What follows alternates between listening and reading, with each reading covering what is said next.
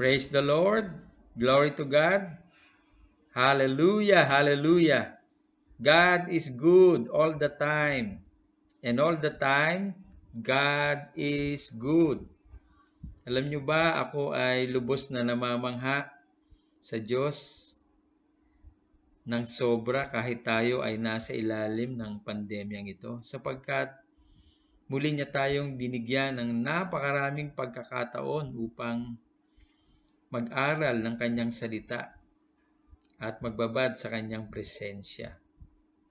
At kahit na tayo ay magkakalayo, pero binigyan niya tayo ng platform upang magbahaginan ng kanyang salita sa pamamagitan ng social media.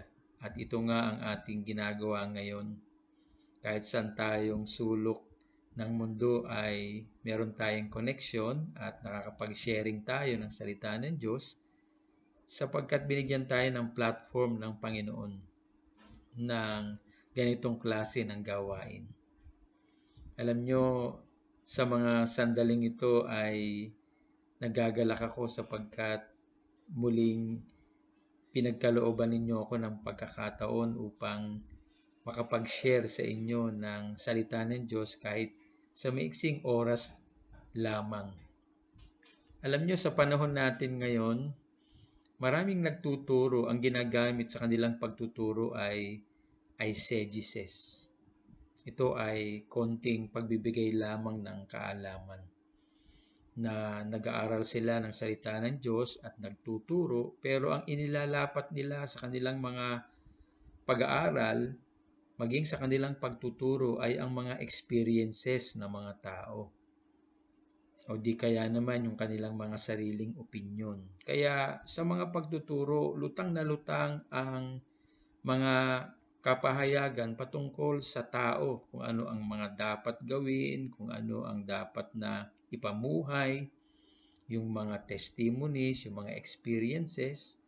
Pero ang dapat na maging approach sa pag-aaral ng salita ng Diyos hanggang sa pagtuturo nito ay yung tinatawag na exegesis.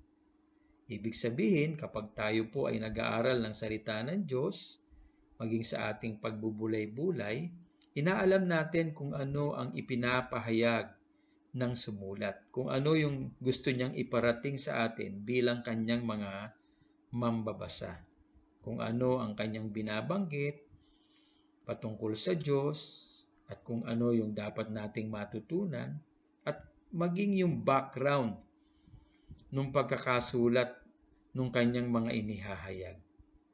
At doon lamang natin matututunan kung ano yung talagang intensyon ng sinasabi ng salita ng Diyos para sa atin upang ito'y matutunan natin at maipamuhay sa pang-araw-araw nating buhay. Ito ang tunay na pag-aaral ng salita ng Diyos at pagtuturo. Maging sa mga pagbubulay-bulay natin na tayo mismo ang pinapahayagan ng Diyos personally ng kanyang banal at makapangyarihang salita. Ibinababad natin ang ating sarili sa ating pagbubulay-bulay at pag-aaral nito. At hindi natin kinukuha yung mga natututunan natin primarily sa YouTube, sa Facebook, o kung saan-saang mga website na ating mga binabrowse. Kung hindi, we go straight to the Word of God and really hunger for His divine revelation for us to really be a blessing to God and to other people, especially to our loved ones and family Christian friends, yung circle of sphere natin. Anyway, ako ay lubos na namamangha sapagkat marami akong natatanggap na kapahayagan mula sa Kanya sa aking personal na pag-aaral at pakikipagnaig sa Kanya araw-araw. At yung maikling isishare ko sa inyo ngayon ay hango dito sa John chapter 15. Pero babanggitin ko rin ng konti yung John chapter 14 and 16. Alam nyo ba na napakadakila ng Diyos at kahit kailan ay hindi siya tumitigil ng paggawa ng mabuti sa ating lahat. At dito sa John chapter 15 na isinalaysay ni Jesus patungkol sa Kanya bilang siya ay tunay na puno at tayo ay mga sanga na nakapugtong sa Kanya, ay binanggit niya ang Ama sa verse 1 bilang hardinero, gardener o tagapangalaga sa mga sanga na nakapugtong sa puno na walang iba kung hindi si Jesus, at tayo ay mga sanga na tinitiyak niyang nasa ilalim ng kanyang pangangalaga, at habang nakapugtong sa tunay na puno na si Jesus ay namumunga at nananatili ang bunga hanggang sa wakas. Hanggang sa wakas. At itong ugnayan na ito ay nasa gitna ng pagkilos ng banal na Espiritu Santo ng Diyos. This relationship of branches connected to the vine under the loving care of the gardener is in between the works of the Holy Spirit that being mentioned by Jesus in John chapter 14 and 16. Kaya nga nasabi ko sa inyo kanina, these three persons in one God is actively working even now for our own good, for our own sake, for our own benefits, for our own advantage, for the best of us.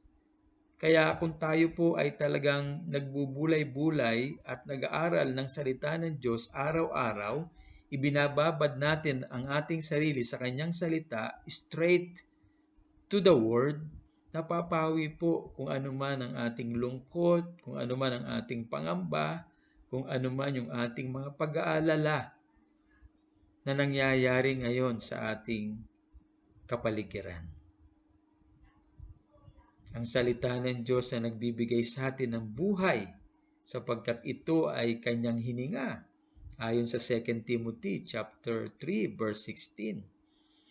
Kagaya ng hininga na ibinigay niya kay Adan nung ito ay kanyang likhain.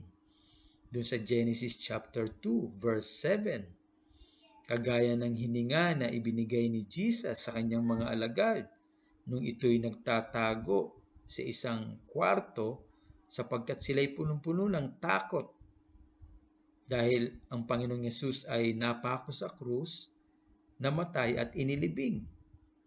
Ngunit nung ang Panginoong Yesus ay nabuhay namang muli, dahil sa kanyang glorified body, tumagos siya sa pintuan at sinabi niya sa kanyang mga alagad, kapayapaan ay sumainyo. To cut the story short, ibinigay niya ang kanyang hininga sa mga alagad.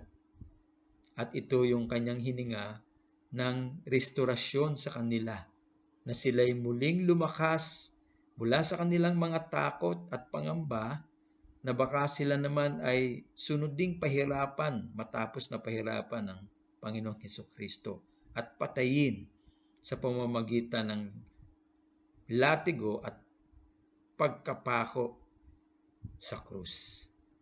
Nung hiningahan sila ng ating Panginoong Yesus, lumakas sila at naging matapang muli, lumabas na inihahayag ang muling pagkabuhay ng ating Panginoong Hesukristo. So, ang salita ng Diyos ay hininga na nagbibigay sa atin ng lakas araw-araw. Ang salita ng Diyos ay hininga na nagbibigay sa atin ng katagumpayan sa ating kaluluwa, sa ating espiritu, kaluluwa at katawan.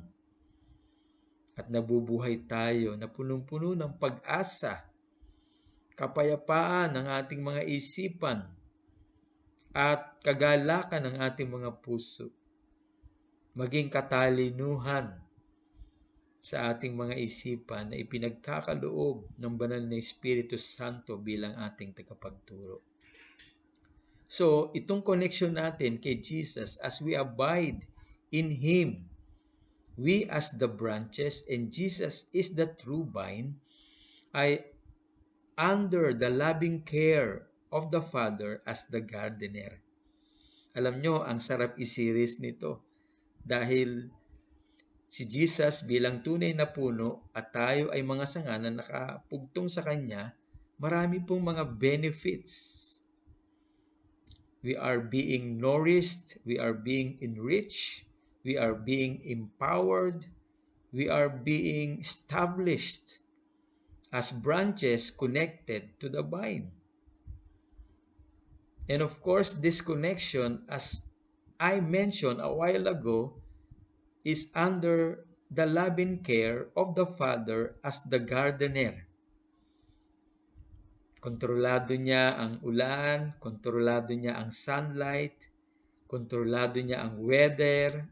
Alam niyo, napakaraming mga allegorical na mga sinasabi patungkol sa ulan, sa sunlight, sa right temperature, maging sa mga peste na pwedeng sumugpo sa koneksyong ito.